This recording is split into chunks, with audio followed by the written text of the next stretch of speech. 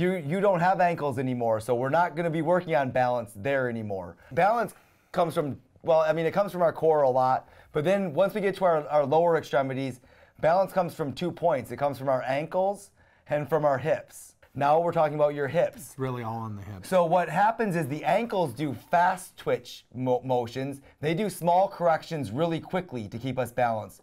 But in our hips, the kind of muscle that we have in our hips does big, slow movements. What you need to start working on is doing exercises that are going to recruit fast twitch muscle fibers into your hips. Interesting. And so that your hips are going to be more in line of making those small, quick corrections that your ankles would have done before.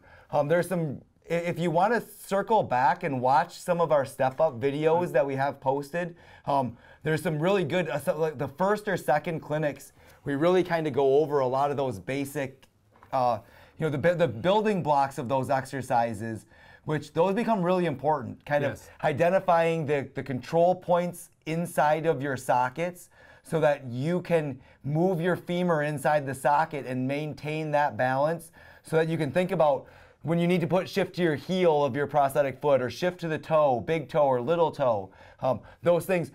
Where do you push inside of your prosthetic socket to do those? Those are going to be really important things, and then repeating those exercises is going to be really big too. And if you go back even to the very beginning, we start out by identifying the muscle groups so you know where and how to fire those muscles to identify inside, which is really, a lot of people aren't doing this kind of stuff or familiar with it even. So these are going to, for the type of stuff you're talking about with your center of balance, these are going to be very instrumental in that. And you'll find that in all of our step-up clinics, we always have a section where we're working on exercises that are specifically for balance. And they'll all pertain to the core. So like Nate had mentioned, if you go back and look through some of our previous stuff, you should be able to see, there should be quite a bit there, hopefully.